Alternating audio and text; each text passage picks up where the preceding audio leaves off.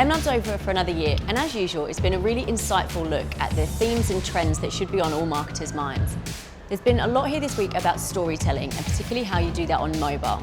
We've seen from platforms like Snapchat, from Tumblr, about how you can tap into visual storytelling, tap into influencers, and get other people to tell the story of your brands for you. It's been really interesting to hear from Snapchat this week because although it's a platform that everyone knows about, there's a lot of hype around it, it's actually only been on the ground in the Australian market for less than 6 months. The same core design team who create and develop our consumer products also create and develop our ad products to ensure the more natural experience. We also heard from Twitter this week, who are here presenting about their live broadcast and their Amplify product. Twitter's a platform that's been around for a long time, but it's really trying to change the way people use its platform, and live broadcast is something that it thinks is key to its future. Twitter Amplify allows marketers to extend their existing TV sponsorships onto Twitter in real time around the most premium news, sport and entertainment content. Unruly and Storyful did, I think, one of the best jobs of getting across their message. Emotional intensity or creating emotional content is essentially about making sure that people remember your video, and hopefully if that was a positive emotional experience, they will have their perception of your brand or product altered in a positive way. They're really tapping into the science of what really makes videos emotionally engaging and what makes them work online.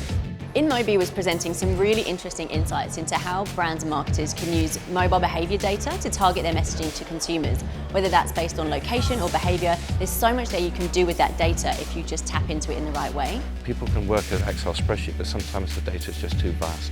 And so you need tools to kind of understand this in particular skill sets. Tumblr's been presenting its Creators Network, which is a network of influencers who tap into passion points and areas of interest that brands can really latch onto. So if you're a travel brand, you can tap into influencers in that space who have a really engaged audience and can kind of create something that might be very different to what your marketing team or your agency would create.